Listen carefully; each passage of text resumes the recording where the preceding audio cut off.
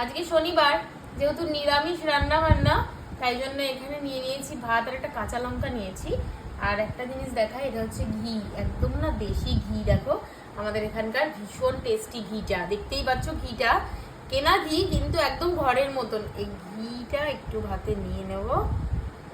এই ঘিটা দিয়েই তো পুরো ভাতটা খাওয়া হয়ে যাবে। আর আমার বর আজকে রান্না করেছে, যেহেতু আমার খুব ঠান্ডা লেগেছে তাই জন্য আমার বর রান্না করেছে। আজকে কি রান্না করেছে তোমাদেরকে দেখাই। এই দেখো, রান্না করেছে হচ্ছে পনির। শিখিয়ে দিয়েছি, খুব সুন্দর রান্না করেছে, মানে আমার থেকেও ভালো রান্না করেছে। এত সুন্দর কাজু পোস্ত আর কাঁচা লঙ্কা দিয়ে রান্নাটা করেছে, একদম গ্রেভি গ্রেভি করে রান্না করেছে, ভীষণ সুন্দর হয়েছে। ঠিক আছে, একটু খেয়েও টেস্ট করে দেখি যে রান্নাটা কেমন করলো। ঠিক আছে, দাঁড়াও দেখাচ্ছি তোমাদেরকে।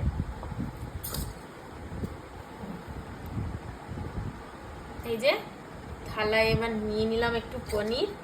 আর পনিরটা না মিষ্টির দোকান থেকে কিনেছি। আমুলের পনিরটা একদমই ভালো লাগে না খেতে, ভীষণই মানে ইয়ে লাগে খেতে, একদম রাবার রাবার টাইপের। একটুখানি কাঁচা লঙ্কা নিয়ে নিলাম। আর এই পনিরগুলো দেখবে একদম সফট। এই দেখো, দাঁড়াও একটুখানি খেয়ে দেখাই।